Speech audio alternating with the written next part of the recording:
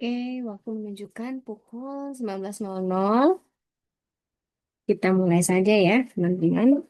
Tidak apa, walaupun kita bertujuh, kita mulai saja ya, karena kita biasakan menghormati orang-orang yang on time. Ya, selama ini kita selalu menunggu orang yang terlambat ya kan, menghormati orang terlambat, tapi kita harus menghargai orang yang on time.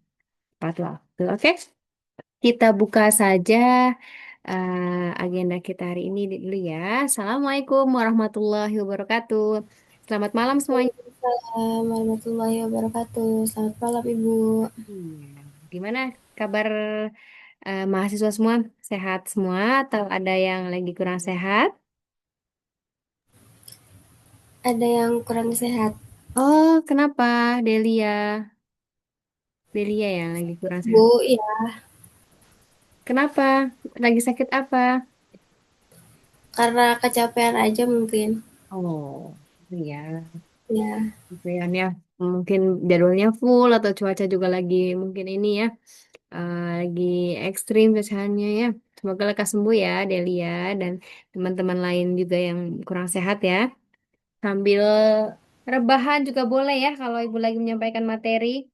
Nanti pas akhir biasa ya, pas sudah selesai semua, boleh nyalakan em, kameranya kita foto bersama di akhir sesi ya. Boleh sambil rebahan dulu atau sambil senderan supaya tidak pusing, sambil minum boleh ya, sambil cemil-cemilan boleh. Yang penting teman-teman menyimak semua ya. Barangkali yang di review tugasnya giliran punya teman-teman gitu. Oke, kita mulai materi dan web kita hari ini dengan membaca doa terlebih dahulu ya. Kita berdoa sesuai dengan keyakinan dan agama masing-masing. Berdoa dimulai.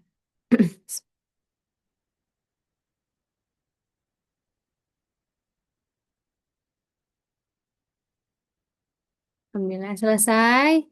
Kita langsung ke materi. Jadi nanti Ibu menjelaskan dua materi, persediaan dan SCM. Lalu kita review tugasnya juga beberapa ya, beberapa tugas aja ini acak sistemnya ya. Jadi Ibu tidak pilih kasih nih ya. Itu lagi Bu, gitu. Misalkan itu kebetulan aja Ibu sambil ini aja keklik, oh ternyata dia yang dapat gitu ya. Jadi sistemnya acak aja gitu ya. Ibu ngambil-ngambil di tugas kalian sistemnya acak. Jadi mohon maaf yang belum pernah kebagian di review, mohon maaf. Atau yang berulang kali di review juga mohon maaf Bu, kok punya saya terus gitu. Itu juga mohon maaf ya karena Ibu eh, tidak ingat ya teman-teman mana saja yang sudah pernah di review, mana yang enggak. Jadi Ibu sistem acak aja gitu. Bagi yang kena review ya enaknya secara live ya Ibu review jadi bisa langsung diperbaiki gitu. Bagi yang tidak ada perbaikan berarti sudah bagus ya selamat berarti nilai Anda menunjukkan apa hampir sempurna gitu. Oke, langsung aja karena waktunya juga terbatas. Mungkin kita tidak sampai jam 21 ya karena Ibu juga harus mengoreksi jawaban teman-teman. Jadi kita sebelum jam 21.00 kita selesaikan nanti. Dan di akhir sesi seperti biasa kita foto bersama lalu penutupan ya. Oke, langsung saja kita ke materi persediaan. Ibu screen share dulu ya. Persediaan baik ini dia.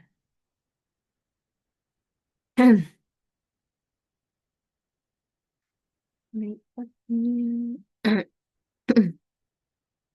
Oke.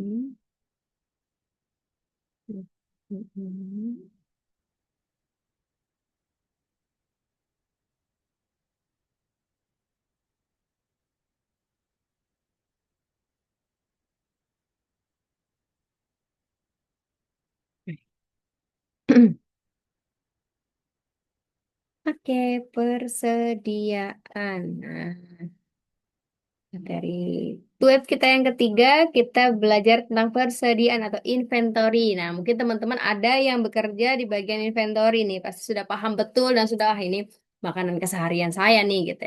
Tapi ada juga yang, apa sih persediaan itu? Saya belum tahu sama sekali. Nah, kita belajar ya. pengendalian persediaan. Jadi persediaan atau inventory itu merupakan barang yang disimpan oleh suatu organisasi untuk memenuhi permintaan yang dapat diantisipasi atau diperkirakan. Ada raw material, ada in process, ada final product, ada peralatan dan ada komponen ya. Jadi ada bahan baku mentah, ada bahan baku setengah jadi gitu, ada yang bahan baku yang sudah jadi gitu ya, apa persediaan yang sudah jadi maksudnya. Terus ada peralatan bahan bakunya persediaannya itu dalam bentuk peralatan juga ada atau komponen-komponen khusus juga ada gitu. Itu persediaan ya. Lalu biaya untuk mengelola persediaan relatif besar ya perusahaan manufaktur di Amerika biaya untuk pengelolaan persediaan adalah 30% dari total nilai persediaan. Manajemen persediaan bertujuan untuk menentukan kuantitas dan waktu untuk melakukan pemesanan. Jadi kemarin-kemarin kita belajar di awal kualitas gitu ya. Sekarang kita belajar tentang kuantitasnya, jumlahnya, jumlah produk yang kita jual dan waktu untuk melakukan pemesanan untuk produksi ya. Nah, fungsi atau peran persediaan itu apa sih? Ini dia. Fungsinya itu memenuhi variasi permintaan yang tidak terduga, tidak dapat diketahui dengan pasti ya, mengantisipasi kelebihan atau kekurangan persediaan. Nah, ini juga memenuhi permintaan musiman atau siklus. Perlu menyediakan persediaan ketika kapasitas produksinya terbatas. Contohnya ada yang memilih bisnis F&B, ya F&B misalnya di tempat wisata anak-anak misalnya. Nah, karena ini permintaan musiman, sebentar lagi di bulan Desember ada libur panjang, pastinya anak-anak sekolah libur ya. Libur sekolah itu biasanya ke tempat wisata, ya kan? Nah, teman-teman yang memilih F&B, makanan-makanan yang unik, misalnya makan makanan untuk anak-anak, misalkan jualan es krim atau apa, permintaannya tuh akan meningkat di musim liburan gitu ya. Pasti bisnis tersebut harus menyediakan persediaan dalam jumlah atau kapasitasnya itu lebih banyak dibandingkan bulan-bulan sebelumnya, seperti itu. Jadi perlu menyediakan persediaan ya ketika kapasitas produksi terbatas. Jadi produksinya terbatas karena orang apa permintaannya banyak, sistem ekonomi lagi ya permintaannya banyak, sedangkan ininya produknya atau produksinya itu ya standar gitu, standar waktu. Jadi tidak seperti itu, harus meningkatkan produksi juga karena permintaannya kan tinggi gitu di musim-musim liburan, musim-musim kayak Ramadan atau musim-musim nih bentar lagi tahun apa ya Nataru ya Natal Natal dan tahun baru itu kan libur panjang ya semua elemen ada yang apa namanya sekolah libur mungkin karyawan-karyawan swasta juga libur ya kan beberapa hari atau beberapa di hari weekendnya mungkin ya long weekend gitu. Lalu memanfaatkan diskon atau potongan harga ya, memesan persediaan dalam jumlah besar daripada melakukan banyak pemesanan dengan jumlah persediaan yang sedikit. Lalu menghindari biaya yang lebih besar, yaitu biaya untuk mencari pengganti persediaan ketika terjadi stock out. Tidak ada persediaan lebih besar daripada biaya penyimpanan persediaan. Jadi, kalau misalnya seandainya kita sedang di akhir tahun, ya kan, persediaannya habis nih. Tadi bahan baku es krimnya habis. Mau pesan, ternyata ekspedisinya sedang ini juga full juga. Jadi nyampe nyampe di bisnis kita tuh lama gitu. Jadi biayanya itunya lebih besar. Pemesanan ulang inventory lebih besar dibandingkan dengan biaya penyimpanan persediaan. Jadi kita lebih baik menyimpan dong. Jadi kita sebelum sebelum momen-momen besar itu harus sudah menyediakan inventory di stokis kita gitu. Dibandingkan kita mengeluarkan biaya kan untuk membeli bahan apa inventory misalkan di lain vendor yang lebih mahal gitu atau itu menunggu dalam waktu yang lama karena full misalkan karena libur kan musim liburan agak lama nih pengirimannya seperti itu. Itu ya bisnis-bisnis yang momentum juga harus difikirkan tentang inventory seperti ini. Biaya dalam persediaan. Biaya penyimpanan ada holding cost atau carrying cost. Nah, ini Kita masuk ke perhitungan-perhitungan bagi teman-teman yang suka menghitung. Selamat bagi yang kurang suka, mohon disukain ya. Biaya untuk menyimpan atau membawa persediaan, contohnya nih, biaya penerangan, biaya pemanasan misalnya, biaya pendingin untuk bahan-bahan yang frozen food ya kan. Lalu keamanan juga untuk barang-barang yang emang butuh keamanan yang full ya. Penyimpanan catatan, pajak, asuransi, dan lain-lain. Biaya penyimpanan biasanya dihitung dari persentase nilai barang dinyatakan dalam satuan biaya per unit untuk satu periode waktu ya. Contohnya apa aja nilai barang per unit misalnya. Nih ada costnya $100 nih. Hanya itu ada 5% per unit per tahun. Maka biaya penyimpanannya berapa? Holding cost-nya itu biaya penyimpanannya H dikali dengan C-nya ya. 5% dikali dengan harga ini $100. Jadi $5 per unit per tahunnya. Itu biaya penyimpanan. Nanti kita bandingkan. Lebih baik kita menyimpan barang inventory ini atau order lagi ketika high season sedang apa tadi ya. Lagi ya sibuk semua. Kita order di saat itu apakah biayanya lebih tinggi kah atau biayanya lebih murah? Nah, bisa dibandingkan dengan rumus ini ya. Lalu ada biaya persediaan, biaya pemesanan. Tadi kan biaya penyimpanan ya, sekarang pemesanan. Ordering cost, mah. Ininya simbolnya K kecil, kayak konstan ya. Biaya yang dikeluarkan untuk mengisi kembali persediaan yang disimpan. Ada fix, ada variabel. Ordering cost, biaya pemesanan tidak tergantung pada jumlah unit yang dipesan, ya fix. Gitu. Ada procurement cost, biaya pemesanan yang tergantung pada jumlah unit yang dipesan itu variabel, ya. Contohnya apa? Biaya pesan melalui telepon, surat, dan lain-lain. Ada biaya transportasinya atau pengiriman ya, ada inspeksi juga. Lalu biaya persediaan nih, biaya kekurangan, ada shortage cost juga. Biaya yang terjadi ketika persediaan tidak dapat memenuhi permintaan. Akibatnya apa? Dari shortage itu ada kehilangan penjualan.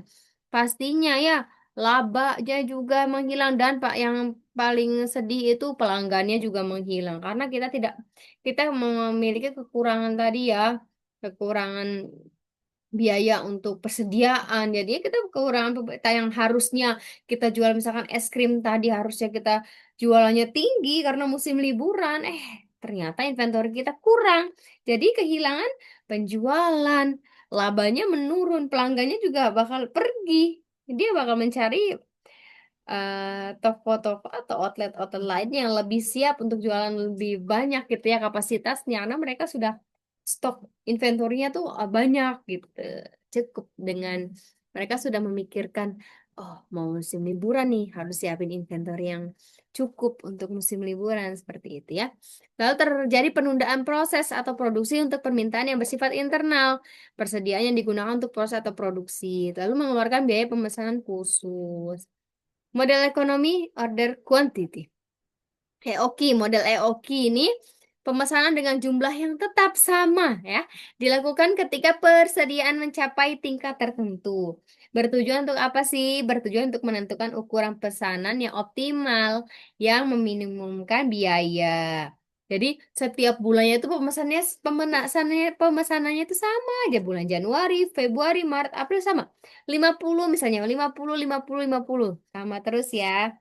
Tujuannya untuk menentukan ukuran pesanan yang optimal gitu dan biayanya juga meminimumkan gitu ya. Lalu asumsi dalam model EOQ.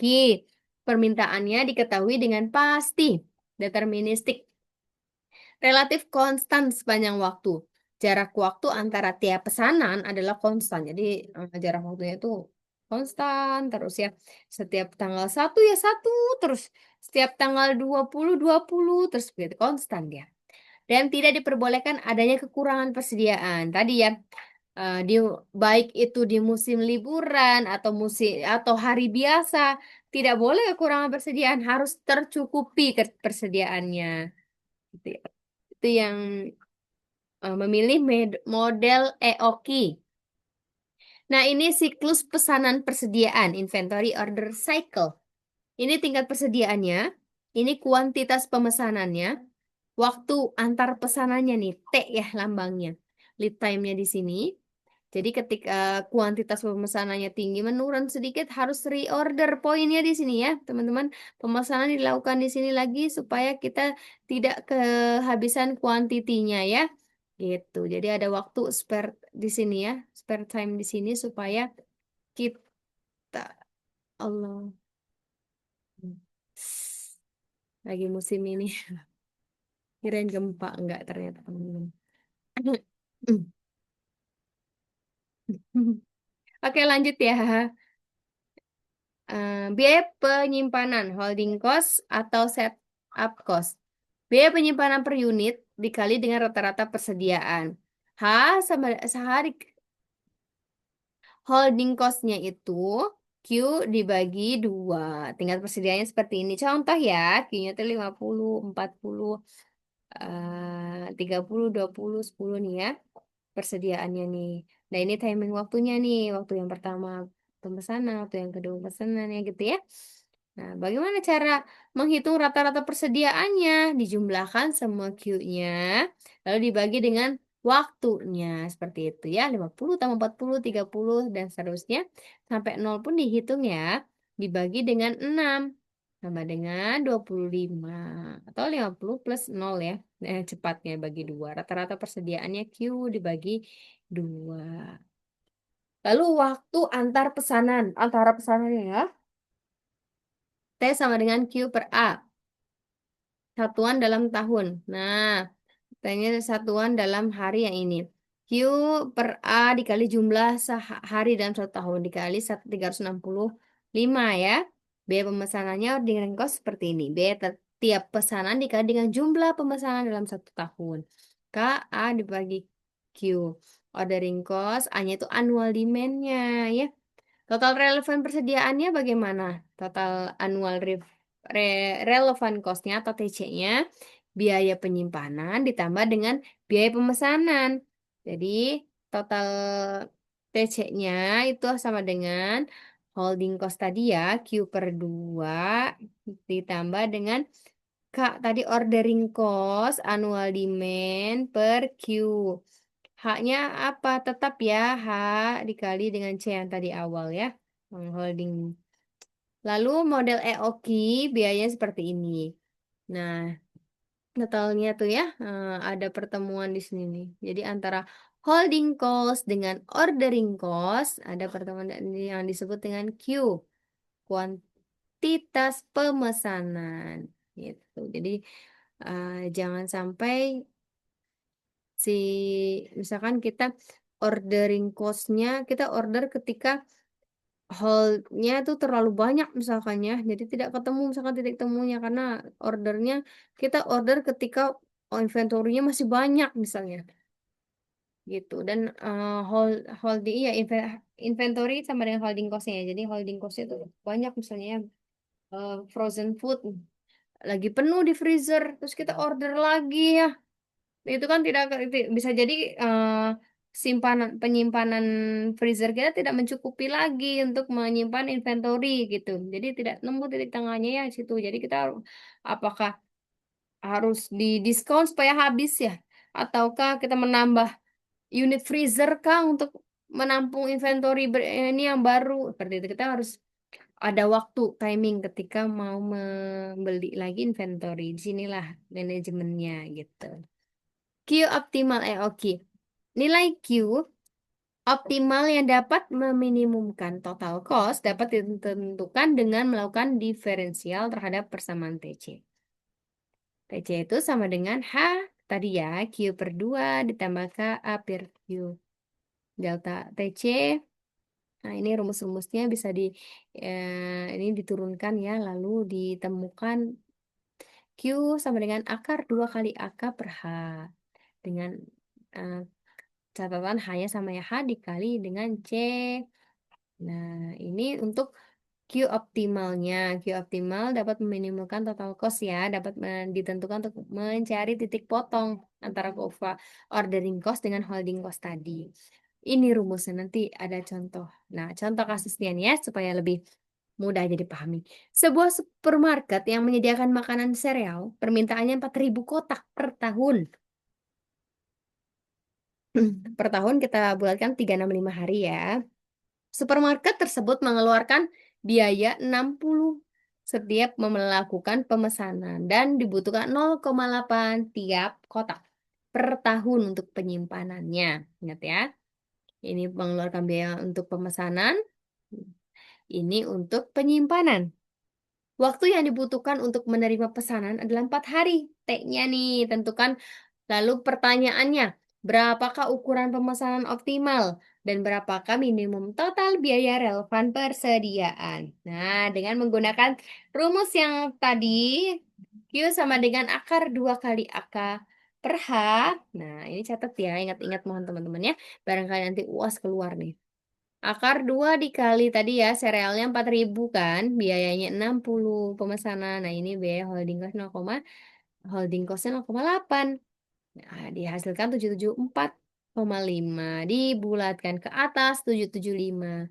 Minimum total biaya relevannya berapa? TC sama dengan HQ per 2. Ditambah KAQ. 0,8 holdingnya. Q-nya udah ketahui 775 dibagi dengan 2 ditambah 60 tadi ya biaya ordering cost. Ini jumlah serealnya 4.000, Q-nya 775. Jadi ditemukan 619,67 untuk minimum total biaya relevan persediaan. Pre-order poinnya untuk model EOK nih dalam situasi yang realistis, penerima pesanan membutuhkan waktu lead time. Pemesanan dilakukan ketika tingkat persediaan mencapai pre-order point. R itu lead time dikali demand per hari ya. Nah, ini diturumuskan L-nya tuh A per hari dalam 1 tahun, L per 365.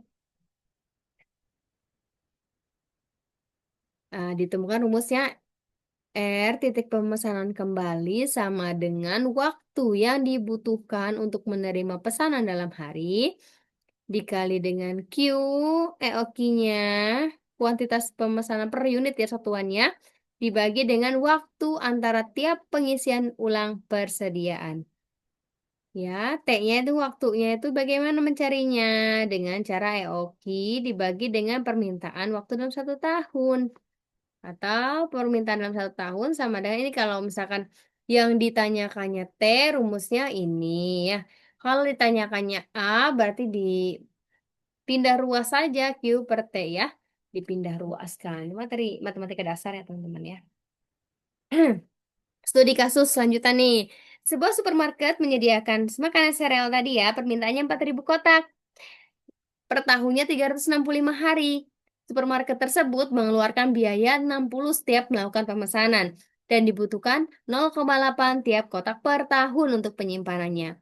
Waktu yang dibutuhkan untuk menerima pesanan adalah 4 hari. Tentukan titik pemesanan kembalinya. Kapan sih titik pemesanan kembalinya? Itu ya yang ditanyakan. Jadi jawabannya R sama dengan L, tadi yang 4 ya L-nya ya. A-nya serialnya ada 4.000, hadiahnya ada 365, ditemukan 43,83. Dibulatkan menjadi 44. Jadi pemesanan dilakukan kembali ketika persediaannya mencapai 44 unit. Seperti itu ya. Model Fixed Production Rate atau Economic Production Quality, EPQ. Model EPQ ini menggambarkan bahwa penerimaan pesanan dilakukan secara bertahap. Persediaan tidak diisi dalam waktu seketika ya, membutuhkan waktu untuk memproduksi. Nah, ini siklus produksi dan persediaan. Pada tingkat persediaan ada kuantitas pemesanan ya. Nah, di sini QB min A per B. Ini adalah time-nya, produksi penyimpanan, ini adalah produksi, ini penyimpanan. Jadi waktu memproduksinya ada, waktu penyimpanannya juga ada gitu ya. Siklus produksi persediaan ini. Formulasinya ini ditemukan ini tidak jauh beda ya tadi ya. Q sama dengan 2 AK per H.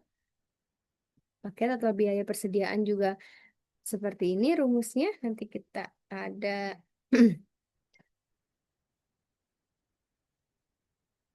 model quantity discount. Nah, teman-teman nih, para perempuan mungkin paling suka sekali dengan kata diskon. Nah, quantity discount merupakan strategi suatu perusahaan untuk meningkatkan penjualan dengan cara menurunkan harga ketika dipesan dalam jumlah yang besar. Keputusan dalam menentukan jumlah produk yang dipesan mempertimbangkan apa? Penurunan harga produk dan peningkatan total biaya simpan. Itu ya, komponen biayanya nih teman-teman.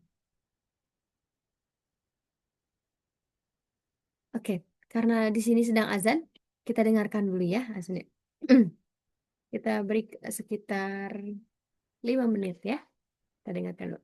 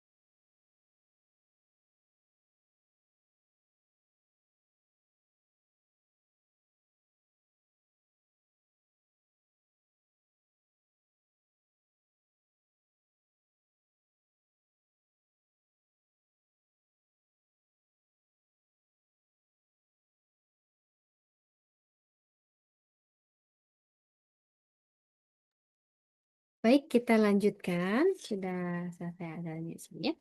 Komponen biaya. Biaya penyimpanan atau holding cost tadi, biaya penyimpanan per unit dikali dengan rata-rata persediaan. Holding cost Q per 2 ya. IP-nya persentase nilai barang, P-nya itu barang, ini ya penyimpanan nih. Q per 2. Biaya pemesanan ordering cost, kalau ordering cost berarti K A per Q ya.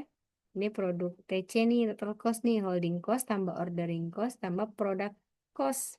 Ada 3 tadi disatukan. Hasilnya seperti ini. Untuk komponen biaya ya. Formulasinya.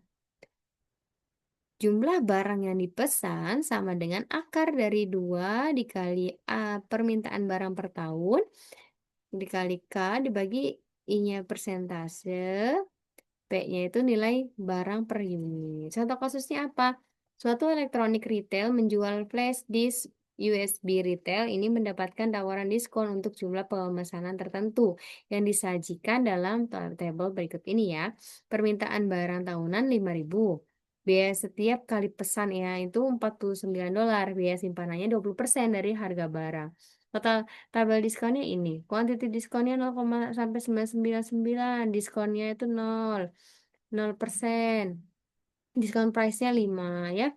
Ini kalau misalkan quantity diskonnya 1.000 sampai 16.000, 4% diskonnya meningkat gitu ya. Semakin banyak kuantitinya, semakin tinggi juga diskonnya. Ini perhitungannya. Misalkan ada teman-teman yang bekerja di ini, di retail misalnya, perusahaan retail tuh biasa ya dengan menggunakan rumus-rumus diskon seperti ini.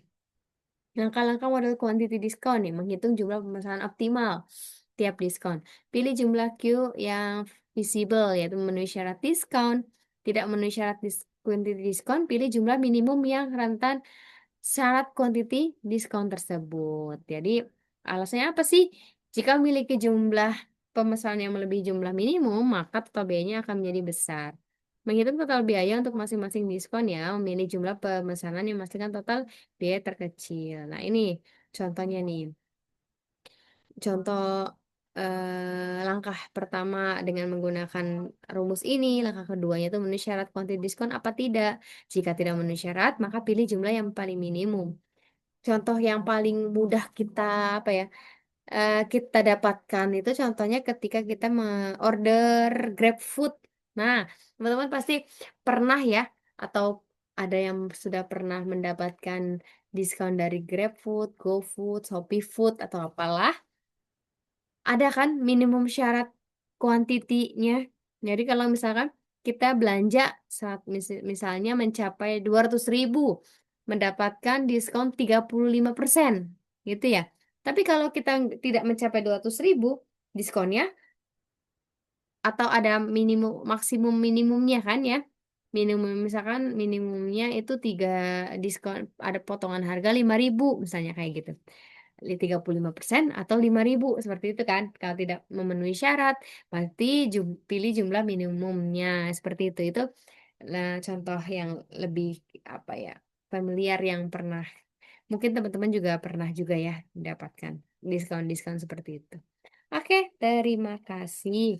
Ini untuk materi yang persediaan. Kita lanjut satunya lagi ya. Masih ke SCM Supply Chain Management. Nah, ini seru sekali nih teman-teman. Juga di tugasnya tentang ini juga ya, supply chain juga kan? Supply chain dan supply chain management. Nah, apa sih supply chain itu? Jaringan perusahaan-perusahaan yang secara bersama-sama bekerja untuk menciptakan dan menghantarkan suatu produk ke tangan pemakai akhir. Perusahaan-perusahaan tersebut termasuk supplier, pabrik, distributor, toko atau retail, serta perusahaan-perusahaan pendukung seperti jasa logistik ya. Supply chain manajemennya apa? Upstream nih, transaction between an organization and its supplier and intermediate equivalent to buy side e-commerce ya, downstream supply chain juga ya. Lalu supply chain ini jaringan fisik perusahaan yang terlibat dalam memasok bahan baku, produksi sampai mengirimkan ke konsumen. SCM-nya itu metodenya alat atau pendekatan pengelolaannya ya. SCM itu bukan hanya urusan internal tapi juga eksternal. Gambar struktur SCM-nya dari hulu ke hilir, supplier, ada manufaktur, distributor, detail atau konsumen ya. Jadi ketika kita mendapatkan atau membeli produk misalnya susu UHT misalnya. Ternyata hulu ke hilirnya panjang sekali mulai dari peternakan sapinya ya kan masuk ke pemasok ke masuk ke pabrik ya kan disterilisasi lah di apa lalu masuk ke nah, setelah diolah menjadi susu yang udah steril masuk ke packaging jadi perusahaan UHT itu ternyata packagingnya berbeda juga jadi masuk ke manufakturnya berbeda juga tuh ya lalu ke distributor UHT masuk ke retail toko apa namanya minimarket atau supermarket lalu sampailah di tangan kita misalnya sebagai konsumen seperti kayak gitu ya panjang sekali perjalanan si susu UHT ini contohnya ya rantai chainnya nih chain yang pertama supplier jaringan bermula dari sini yang merupakan sumber yang menyediakan bahan pertama di mana rantai penyaluran baru akan dimulai. Bahan pertama ini bisa dalam bentuk bahan baku, bahan mentah, bahan penolong, bahan dagangan, suku cadang, dan lain-lain. Chain 1, 2, 3, supplier manufaktur distribution, barang yang sudah jadi yang dihasilkan oleh manufaktur sudah mulai harus disalurkan kepada pelanggan. Walaupun sudah tersedia banyak cara untuk menyalurkan barang ke pelanggan, yang umum adalah melalui distributor dan ini biasanya ditempuh oleh sebagian besar supply chain, ya. Rantai chain ini 1, 2, 3, 4 nih ada supplier, manufaktur, distributor, retail outlet. Kalau harus sampai 5 sampai ke customer. 3 hal yang dikelola oleh SCM apa saja? Aliran bahan baku dari hulu ke hilir. Contohnya bahan baku yang dikirim dari supplier ke pabrik. Setelah produksi, selesai dikirim ke distributor, pengecer, kemudian ke pemakai akhir. Aliran uang dan sejenisnya yang mengalir dari hilir ke hulu. Aliran informasi yang bisa terjadi juga nih. Nah, ini ya alirannya supply tier 1, 2 manufaktur, distributor, retail nih. Yang adanya invoice pembayaran, material, bahan baku, komponen, dan lain-lain. Informasi ada kapasitas, ada status pengiriman, dan lain-lain. Nah, contohnya nih ada perusahaan biskuit, biskuit yang sepele, saya biskuit yang setipis itu misalnya memiliki proses yang panjang sekali ya, seperti ini, teman-teman. Nomor 1, dari mulai penghasil gandum menyerahkan gandumnya ke pabrik tepung terigu. Lalu pabrik tepung terigu menyerahkan ke pabrik biskuit, ya. Yang nomor 2, penghasil tebu menyerahkan tebunya ke pabrik gula. Pabrik gula menyerahkan ke pabrik biskuit. Pabrik penghasil garam menyerahkan ke distributor garam, lalu menyerahkan ke pabrik biskuit. Yang 4, distributor penghasil aluminium menyerahkan ke pabrik kaleng. Pabrik kaleng menyerahkan ke pabrik biskuit. Lalu pabrik biskuit menyerahkan ke beberapa distributor biskuit. Distributor biskuit masing-masing daerah mungkin ya menyerahkan ke supermarket, minimarket di daerah-daerah yang dijangkaunya. Seperti itu ya, perjalanannya sangat panjang sekali.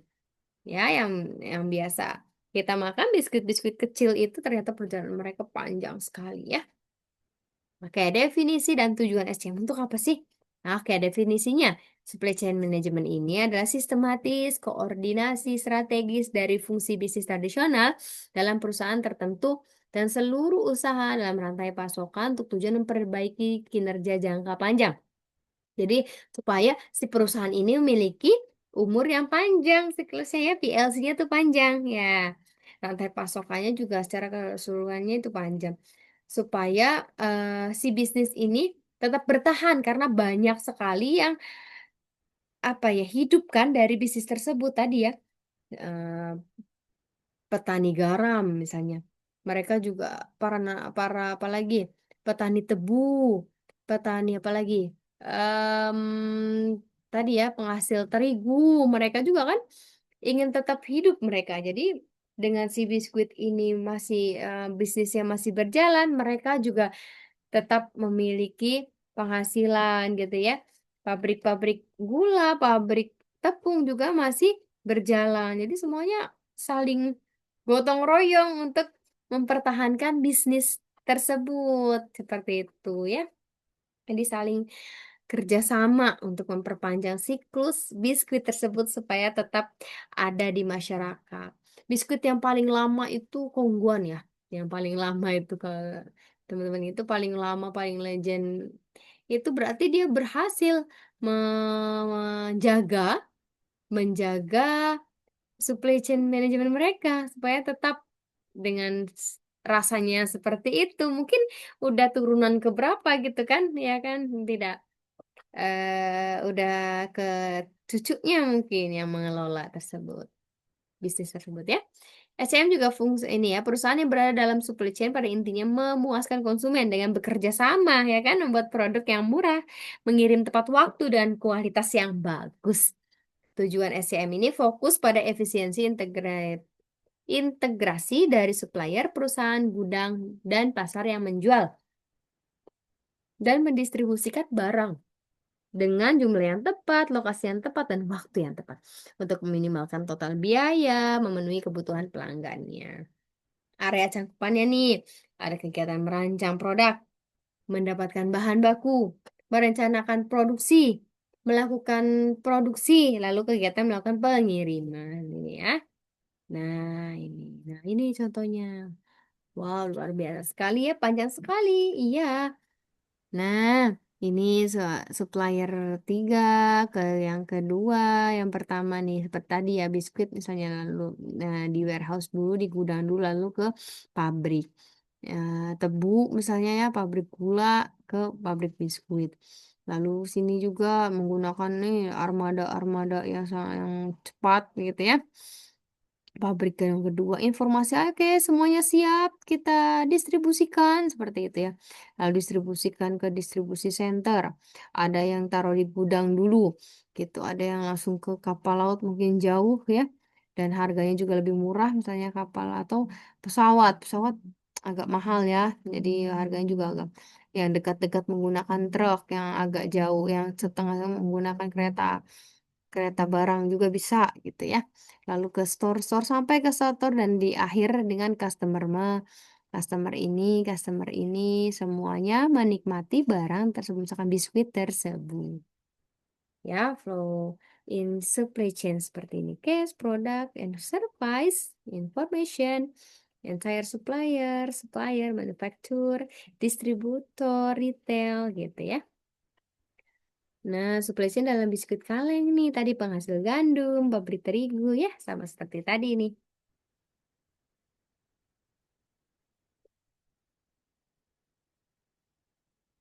Pendekatan SCM nih, input system, input system ya, supplier, manufaktur, distributor, retail, dan customer. Sama seperti tadi ya, penjelasannya sama nih. Nah, strateginya banyak pemasok, sedikit pemasok, integritas vertikal, jaringan Keiretsu, perusahaan virtual. Tantangan dalam SCM, tantangannya kompleksitas struktur SCM nih melibatkan internal dan eksternal perusahaan pastinya ya banyak sekali yang terhubung kan. Itu kalau kita bekerja sama dengan pihak-pihak tertentu pasti adanya tantangan pasti ya setiap kita apa ya ada dua karyawan aja itu ada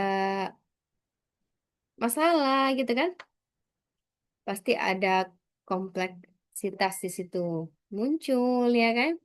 Karena juga ada dua ya, apalagi supply chain yang tadi panjang tadi eh, berhubungan antara satu perusahaan dan perusahaan lainnya pasti akan menimbulkan konflik ya kan dan lain-lain karena melibatkan internal dan eksternal perusahaan gitu. Tantangannya apa sih? Tantangan yang kedua adalah ketidakpastian.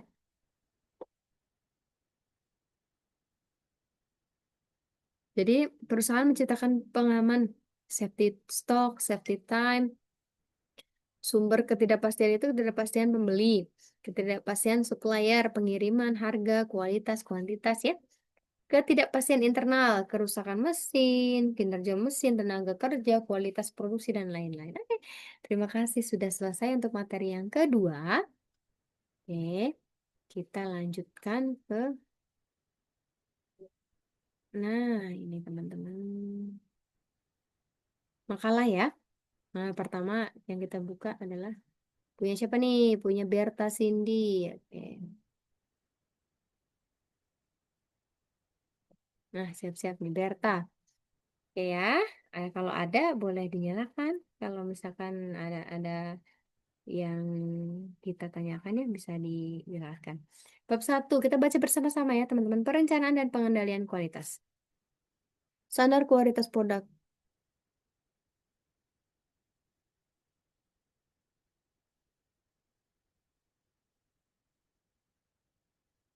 Hmm,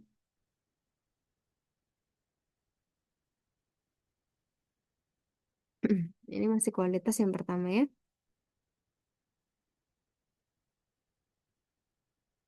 Kualitas itu pemilihan kualitas sepanjang proses produksi. Nah, ini supply chain persediaannya ya. Rantai pemasok healthy PAU ini dirancang untuk memastikan bahwa setiap bahan baku yang masuk, proses produksinya berlangsung setelah distribusi dilakukan. Rantai pemasok yang terdiri dari 4 komponen, pemasok, produksi, distribusi, pelanggan. Nah, ini ya supply chain-nya ya. Tadi kita bahas kan. Jadi paling awal karena kualitas bahan baku ini menentukan kualitas produk akhir. Healthy PAU ini bekerja sama dengan pemasok daging, sayuran, dan sumber karbo.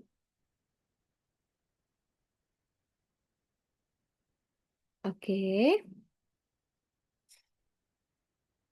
Setelah bahan masuk ke produksi, lalu selanjutnya masuk ke pengolahan. Nah, masuk ke produksi ya. Setiap bahan diolah secara higienis mulai dari tahap pencucian, pemotongan. Nah, tahap distribusi ini, hal tipau ini, setiap bahan pertanian. Oke, ada dua jenis pelanggan utama. pemilik hewan individu dan toko hewan yang menjual kembali produk. Oke, mereka itu ininya ya, customernya.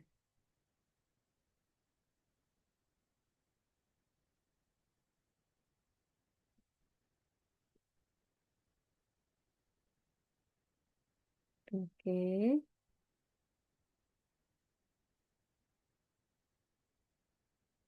diagram alur rantai pasoknya. Daging, sayuran, karbo, pemeriksaan quantity check, proses.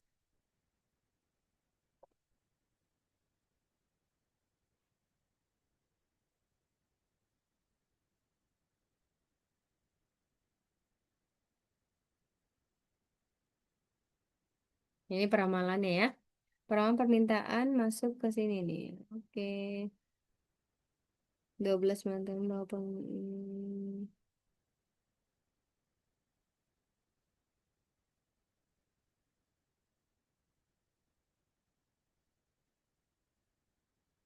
asumsi dan data yang digunakan. Peramalan permintaan sesuai dengan menggunakan data historis ya. 120 paket pada Januari, 130 pada Februari. Nah, ini asumsi ya. Asumsi berdasarkan peramalan ini meliputi beberapa hal. Oke, ini perencanaan agregatnya.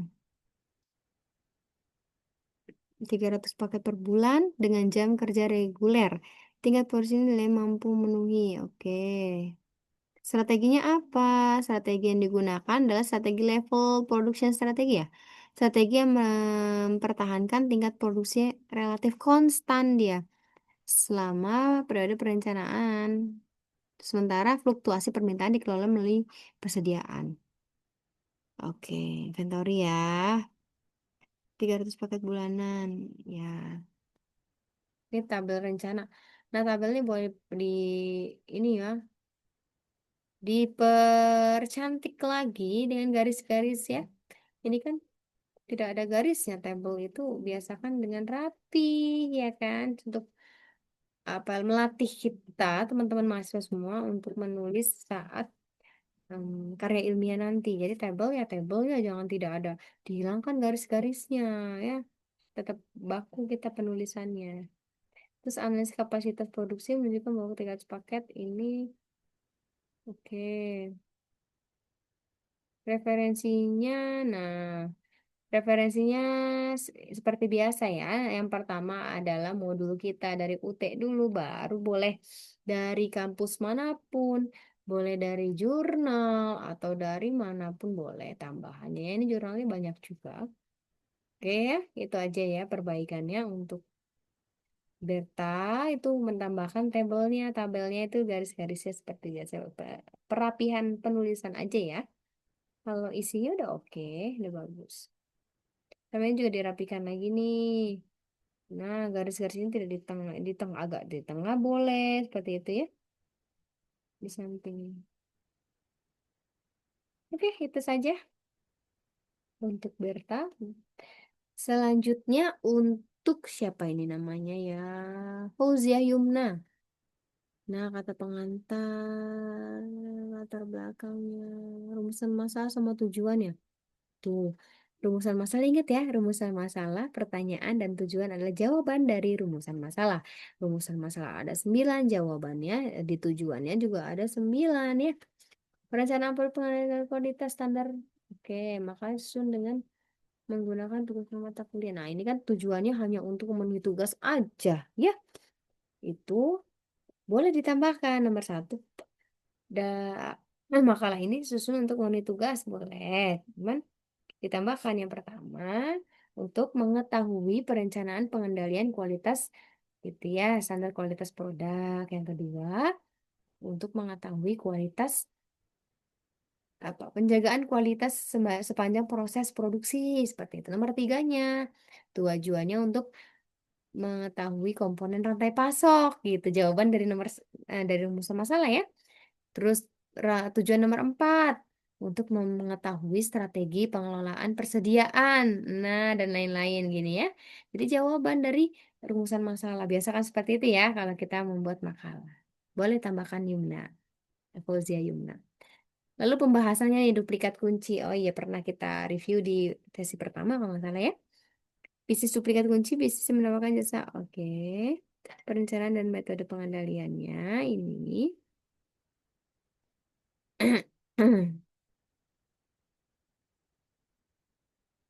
Menjaga kualitas proses produksi.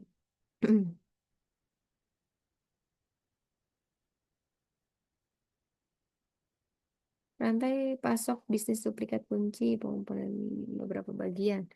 Supplier yang menyediakan bahan baku kunci, mesin duplikat, mereka sangat oke. Ini rantai pasoknya ya, supply chain-nya ada. Strateginya apa? Just in time untuk meminimalkan biaya penyimpanan katanya. Karena risiko kelebihan persediaan. Oke. Diagram alur rantai pasoknya nih, teman-teman. Ada supplier.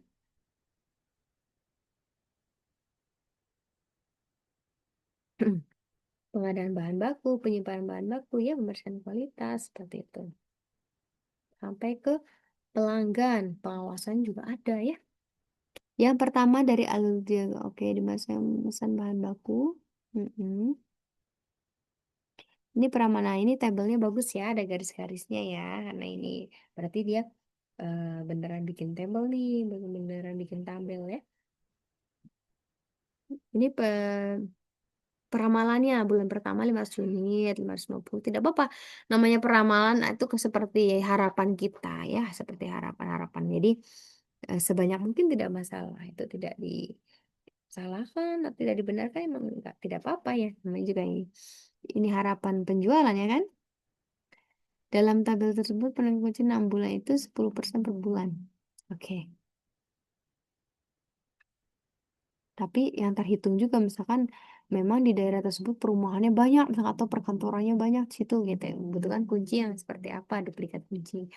Dia emang terukur ya, tidak yang terukur, yang akuntabel gitu kan ya. Nah, tidak ngawang, tidak mengarang saja, pasti ada dasarnya untuk perhitungan seperti itu ya. Rencana agregatnya teman-temannya agregat masa-masa. Nah, ini ada penutupnya, kesimpulannya.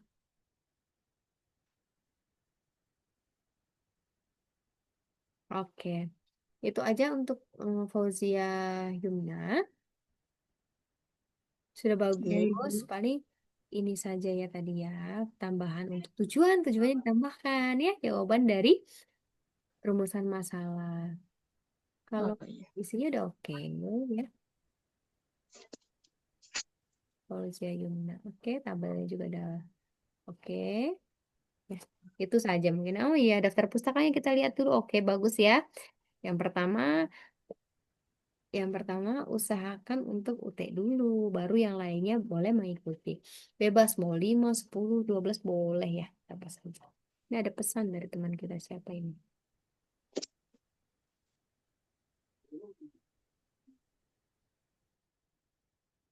Screen tidak berjalan ya? Iya. Oh, bentar ya.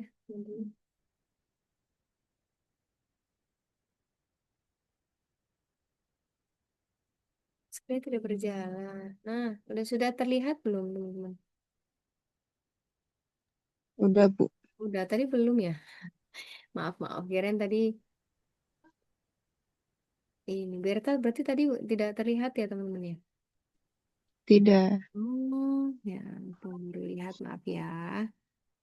Nah, ini tadi dia sudah kita ini ya, teman-teman. Nah, secara penulisan bagus tadi, tidak ada poin-poin seperti yang Ibu bilang ya, jangan gunakan poin-poin seperti jawaban AI. Menggunakan kalimat-kalimat ya, ini udah bagus. Menggunakan tabel juga udah bagus ya. Tuh teman-temannya sudah oke. Daftar pustaka juga bagus ya. Yang pertama untuk UT dulu ya, baru yang lainnya ya. Bebas. Oke. Udah oke nih tadi jawaban dari rumusan masalah aja ya. Jadi ini rumusan masalahnya itu ada 9 ya. Tapi tujuannya untuk memenuhi tugas kuliah saja. Ya ditambahkan ada 9 juga gitu. Jawaban dari rumusan masalah ini, tujuan penulisannya ini untuk perencanaan pengendalian kualitas sandal gitu ya. Nah, tujuannya untuk mengetahui perencanaan dan pengendalian kualitas. Gitu ya, seperti tadi ya.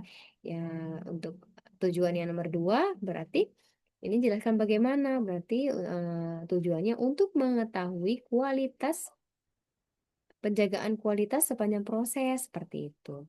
Identifikasi komponen berarti untuk mengetahui identifikasi komponen rantai pasok. Seperti itu ya jawaban dari rumusan masalah. Boleh tambahkan sedikit lagi ya. Ini Fauzia Yumna sudah bagus kok ini. Ya, baik Bu, terima kasih. Sama-sama. Untuk Berta nih teman-teman juga sudah bagus sebenarnya dia ya. Tidak ada poin-poin seperti jawaban AI. Sudah menggunakan kalimat-kalimat lengkap seperti ini ya. Sudah bagus. Metode sudah lumayan lengkap juga dia ya teman-teman ya. Tuh. Supply chain persediaan yang tadi ya. Yang healthy pau. Oke. Ini makanan-makanan anabul katanya ya. Tuh makanan-makanan sehat untuk ini ya, untuk hewan ternak ya. Tuh, dia udah oke, cuman tadi kurangnya ada di tabelnya. Tabelnya tidak ada garis-garis ya. Tuh boleh tambahkan aja supaya rapi dan terbiasa ketika mengerjakan karya ilmiah nanti seperti itu. Nanti dia marahin sama dosen. Biasanya sama dosen ini ya. Karya ilmiah mungkin harus rapi, harus tabelnya harus oke gitu ya. Ada garis-garisnya, tidak boleh yang seperti ini ya. Oke, untuk daftar pustakanya juga tadi harus yang pertama itu UT dulu ya, boleh yang lainnya nanti menyusul gitu. Bebas. Yang lainnya bebas mau jurnalnya berapa. Ini jurnalnya udah bagus banget ya, banyak sekali dia menggunakan jurnal ya. Oke, gitu ya. Ini untuk teman-teman juga bisa dapat inspirasi dari temennya gitu. Oh, seperti itu ya gitu. Mengajarkan oh, penulisannya seperti ini bagus nih, rata kanan rata kirinya udah oke ini ya. Penulisannya udah oke. Isinya juga tadi udah bagus ya. Udah lengkap nih, identifikasi rantai pemasoknya ada, inventorinya ada ya. Supply chain-nya ada gitu. Tabel untuk ini apa peramalan penjualan ke depannya ada, untuk agregatnya juga ada semua gitu. Bagus ini. Dan lengkap gitu. Cuman tadi ya tabelnya belum perlu dirapikan saja. Oke. Lalu yang ketiga nih, Ibu acak aja ngambilnya ya teman-teman ya. Tidak memandang punya siapa itu gitu. Hanya acak kita ambil saja. Untuk mihu pedas, oh pernah juga ya kita mihu pedas ini Nurul Mutmainah. Ada kata pengantar, daftar isinya juga lumayan ini ya, udah rapi, ke rata kanan kiri juga oke. Penulisannya udah oke nih. Tidak ada poin-poin juga, Ibu paling anti banget ada poin-poin seperti ini, udah bagus ya, kalimat semua ya. Kita baca sedikit demi sedikit. Standar kualitas produk jasa. Nah, dalam bisnis fast casual, Minggu pedas kok fast casual sih dia? Fast food kali ya? Kenapa fast casual ini? Siapa namanya? Nurul. Kenapa Nurul? Kualitas diimplementasikan melalui pendekatan yang mencakup dua aspek penting, kualitas dan layanan service quality.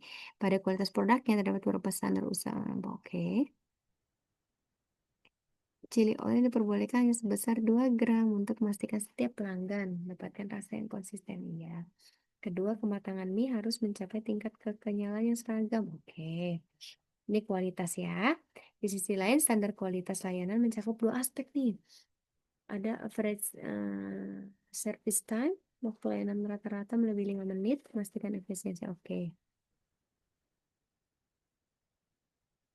Metode pengendalian kualitasnya, metode pengendalian kualitas yang diterapkan dalam operasional minggu pedas ini merupakan kombinasi antara, oke, sebagai sederhana.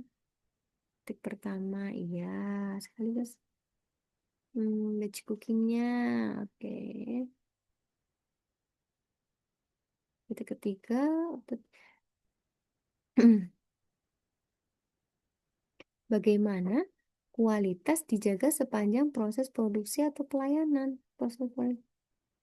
Pelayanan proses. Hmm,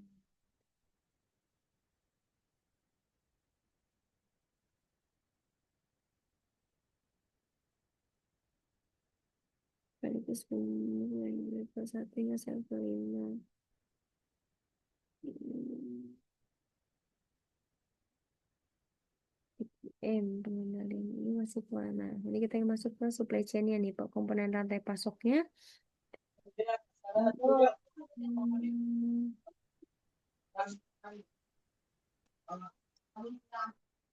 kenapa ya ada yang mau berbicara? Tidak. Prediksi atau tata letaknya ada, strategi pemasarannya just in time. Oke, Vivo menggunakan ini ya. Meminimalkan resiko pemborosan katanya. Oke, ya bagus ininya juga ada ya. Aliran pemasaran ada. Oke, bagus. Tabelnya juga oke, peramalannya ada. Asumsi dan data hmm, penjualan 8.000, 9.000. Bulan pertama 8.000 unit. Satuannya unit ya. Unit porsi mie, bukan porsi aja, penjualannya per porsi gitu ya. 8.000 porsi selama 6 bulan. Wow, luar biasa ya mie pedas.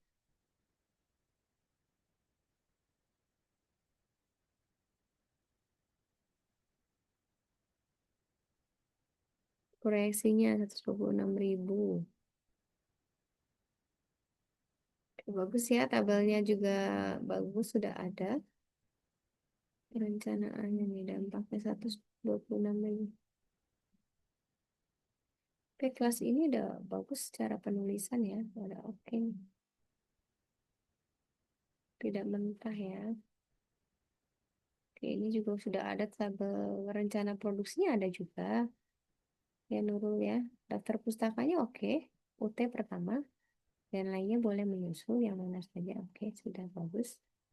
Kata kanan kiri enak kan kita lihat kalau tulisan itu rapi. Iya, tulisan itu ada penilaiannya sendiri ya. Isinya apalagi karena isinya itu penting sekali ya. Isinya bagus, lengkap poinnya. Ya teman-teman, lengkap dari mulai kualitas, pengendalian kualitas, supply chain, terus ada peramalan juga, tabel peramalannya udah lengkap semua, udah bagus ya Nurul ya. Oke, sip. Ada yang mau dikoreksi atau sudah cukup? Teman-teman yang mau dikoreksi boleh. Ada sebagian sudah dinilai, ada yang belum. Ada yang nilainya belum, nilainya kurang misalnya. Kalau ada yang nilainya yang kurang, diperbaiki ya. Nah, penulisnya perlu diperbaiki, jangan gunakan poin titik. Nah, siapa ini ya? Danu Wiguna. Kalau ada Danu, kita lihat ya, teman-teman. Contoh. Teman-teman juga ada beberapa yang masih seperti ini gitu. Nah, yang seperti ini masih lihat wedding organizer ya. Bagus ininya, ide bisnisnya bagus sekali wedding organizer. Perencanaan pengenalan kualitasnya, tepatan waktu, kesesuaian konsep ya. Kualitas ini setiap apa namanya bisnis mingguan ya kan, Sabtu Minggu orang yang pada banyak yang menikah kan bikin bacanya. Tapi lihat ininya, isinya poin-poin seperti ini, kita sangat dilarang sekali untuk poin-poin seperti ini ya, walaupun misalkan Bu ini dari pemikiran saya sendiri, emang saya sukanya poin-poin ya, tapi ini rawan sekali kopas dari AI ini jawabannya begini ya. Tuh, ini juga tidak ada tabelnya, tidak ada garis-garisnya ya, dan ya boleh diperbaiki lagi ya. Untuk itu sih bagus sekali loh. Ini organizer, wedding organizer bagus sekali. Rencana produksi lihat. Habis itu analisis. Nah, oh soal daftar pusakanya dot-dot lagi nih ya, diperbaiki ya Danu ya. Ini sangat kurang dijabarkan. Jadi poin pertama jadi satu kalimat, poin kedua jadi satu kalimat gitu ya, pakai kata-kata sendiri saja. Kalau misalkan Bu saya nggak bisa ngarang, boleh mengutip dari jurnal, mengutip dari penulisan orang, nanti di bawahnya ditambahkan dengan pendapat Danu sendiri gitu ya. Daftar pustakanya juga yang pertama sudah bagus nih, ada modul ya, tapi tadi diperbaiki nih kayak gini ya. Anita Mustari, materi SCM Presiden Universitas Bukannya udah bener nih urutannya gitu ya. Dan tidak perlu ada titik-titik di sini ya. Ibu sudah mengingatkan bagi semua yang masih ada titik-titiknya nih sebelum Ibu kasih catatan boleh diubah dulu langsung direvisi aja ya. Kalau misalnya, oh saya masih ada nih, salah satu poinnya masih berupa dot-dot seperti ini, segera hapus, segera ganti kalimat, menggunakan kalimat sendiri atau misalkan ada kutipan dari orang boleh dikutip dulu teori punya orang misalnya ya, jurnal punya orang dulu dikutip. Nanti di bawahnya tambahkan dengan pendapat pribadi kayak gitu. Ini apa namanya? Bisnis saya kayak gini gini begini begini begini gitu. Jadi tambahan dengan kalimat sendiri itu lebih bagus sekali bernyawa. Jadi makalahnya itu lebih bernyawa ya. Kalau dokter seperti ini bukan makalah ini jawaban anak SMA juga kayaknya kurang panjang ya. Apalagi mahasiswa mahasiswa itu harus punya vocabulary atau kosakata yang sangat banyak ya. Jadi jangan dot-dot seperti ini, vendor dekorasi apa. Anak SD saja itu jawabannya ternyata esai semua ya teman-teman. Baru tahu ya anak-anak SD zaman sekarang. Kalau zaman dulu kan multiple choice A B C aja ya jawabannya ya. Ternyata sekarang eh lokomotor adalah gerakan apa? Panjang jawabannya semuanya. Nah, dari mulai SD aja kita dituntut untuk jawabannya panjang gitu, esai yang panjang. Apalagi mahasiswa, jangan biasakan dengan kayak gini ya. Suppliernya ada vendor catering, dekorasi. Tambahkan vendor dekorasi. Itu apa saja tugasnya boleh tambahkan gitu ya. Dekorasi seperti apa gitu. Terus catering yang seperti apa vendornya.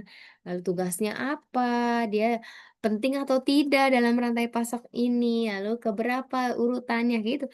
Jelasin aja pakai kata-kata sendiri tidak apa-apa ya. Atau aduh kopas aja Bu, ya boleh asalkan dicantumkan ya penulisnya siapa dan tahun berapa gitu di kalau dalam kurung gitu. Jadi supaya kita terhindar dari plagiasi ingat ya. Mahasiswa harus paham itu. Oke? Tambahkan asal beberapa kalimat dari kalimat pribadi. Oke, ini Danu Wiguna sudah bagus. Ide bisnisnya lanjutkan. Tinggal perbaiki sedikit lagi ya Danu ya. Oke, sudah bagus sekali ini ya, idenya. Waktu kita 20 lewat 12.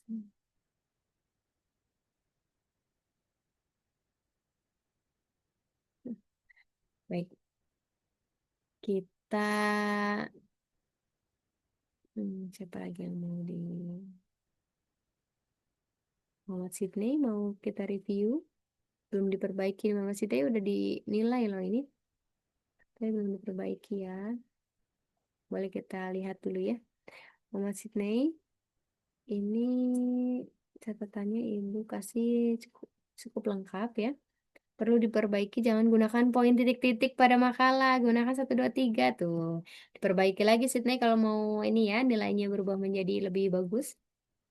Ada, masih ada titik-titik nih, standar kualitas produk yang kopi ya ini ya. Biasa kopi, metode pengendalian kualitas dirancang, ini kami nah, lihat masih ada titik-titik yang berupa kalimat aja ya. Ibu lebih prefer ke kalimat saja, jangan menggunakan titik-titik seperti ini. Udah bagus di sini ini. Suppliernya petani barang, oke. Produksi, distribusi, pelanggan. Cuma jangan bintik-bintik seperti ini, jangan dot-dot seperti ini ya. Perbaikin lagi supaya tidak sama dengan AI ya. Itu saja nih perbaikannya. Nggak dilengkapin lagi, jangan terlalu singkat. Kalau terlalu singkat itu ya nilainya tidak sampai 90 ini. Yang daftar pustakanya lihat. Boleh tambahkan dari UT modul kita. Lalu ditambahkan dengan yang lain boleh sekali ya. Oke, itu saja untuk Muhammad Sydney. Yang lainnya mungkin belum. Hmm, Ibu mohon maaf kurangnya apa ya tadi kurang fokus double device. Oh, ditambahkan garis saja. Ayah Berta, oke. Sudah dijawab ya sama Cindy. Terima kasih ya sudah bantu jawab. Oke teman-teman semua, kita cukupkan deh. Ada waktu juga untuk mengoreksi jawaban teman-teman. Bagi yang sudah dinilai, silakan cek ada perbaikan atau tidak. Bagi yang sudah mendapat nilai memuaskan, selamat, dan jangan berhenti puas begitu aja, tetap belajar ya. Jangan puas dengan nilai yang sempurnanya, tetap belajar untuk persiapan nanti membuat karya ilmiah nanti ya, dapat bekal nih, oh ternyata membuat karya ilmiah itu harus penulisnya harus rapih ya.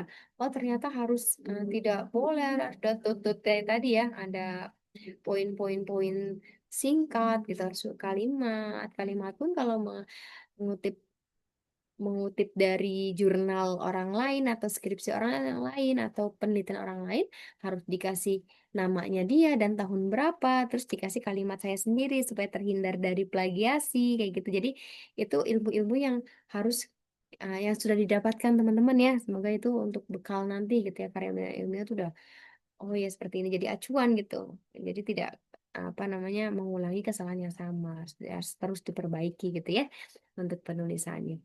Rata kanan kiri, terus membuat tabelnya yang bagus juga gitu ya. Membuat apa lagi nih? Daftar pustakanya juga biasa kan yang pertama itu penulis-penulis dari kampus gitu. Itu biasanya dapat apa lagi nanti dapat karya apa namanya? Dosen pembimbingnya itu punya banyak jurnal tuh dia. Terus Mimin sangat senang sekali ketika jurnalnya itu dipakai dipakai oleh mahasiswanya gitu ya sebagai referensi itu senang banget itu biasanya dapat nilai dapat apa namanya kemudahan-kemudahan nanti ke depannya gitu ya untuk diloloskan gitu kalau yang skripsi ya atau karya ilmiah UT gitu. Oke, terima kasih banyak bagi yang sudah hadir. Bagian double device, wah luar biasa sekali ya perjuangannya dua.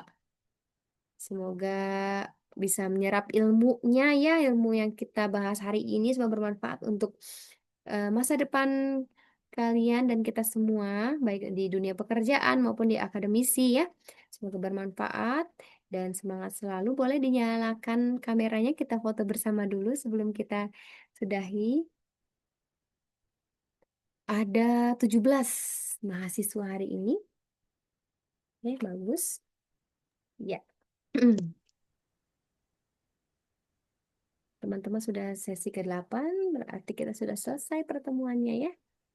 Dan teman-teman persiapkan untuk UAS, tidak jauh dari materi-materi yang sudah diberikan ya. Insya Allah mudah kok. Kalau teman-teman belajar pasti bisa. Oke, semuanya sudah siap. Dinda mana ya? Dinda Filza boleh, Eli, Rifa, Isna boleh nyalakan Tabita. Dan Fatmah Susanti boleh nyalakan kameranya sebentar, nanti boleh dimatikan lagi. Oke, Tabita sudah. Isna mana ya? Isna, Rifa, Eli. Kita perempuan semua. Laki-lakinya biasanya ada Sydney, nggak ada ya. Oke, tidak apa-apa. Ya, siap semua ya. Menghadap ke kamera semua dan senyum. Satu, dua, tiga, senyum boleh. Satu, dua, tiga. Ulangin ya, ada yang baru muncul kayaknya. Bentar ya, kita ulangin dulu. Sudah bagus padahal ibu aku. Ya, tidak apa-apa, oke? Ya, satu, dua, tiga, senyum.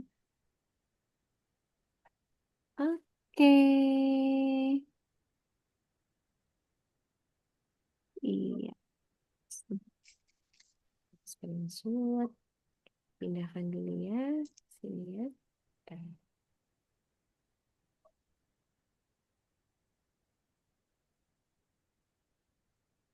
Oke, sudah selesai. Terima kasih banyak yang sudah hadir. Pokoknya semangat terus untuk kalian. Semoga ilmu kita hari ini bisa bermanfaat ya untuk kedepannya. Mohon maaf jika banyak kesalahan yang ibu lakukan, baik perbuatan atau perkataan yang mungkin menyinggung teman-teman semua. Mohon maaf sebesar-besarnya. Akhir kata, ibu tutup. Oh ya, kita tutup dengan baca hamdalah bersama-sama bagi yang muslim ya, alhamdulillahirobbilalamin, dan bagi yang non muslim juga bersyukur dengan ininya ya, agama masing-masing. Oke, kita tutup agenda kita hari ini dan dengan tetap semangat ya. Ingat tugasnya dicek kembali bagi ada yang masih harus revisi, silahkan revisi untuk memperbaikinya ya. Untuk nilainya juga nanti lebih bagus lagi. Oke, terima kasih banyak. Dan akhir kata dari Ibu, Assalamualaikum warahmatullahi wabarakatuh. Selamat malam semuanya. Waalaikumsalam warahmatullahi wabarakatuh. Waalaikumsalam warahmatullahi wabarakatuh. Selamat malam, Bu. Ya.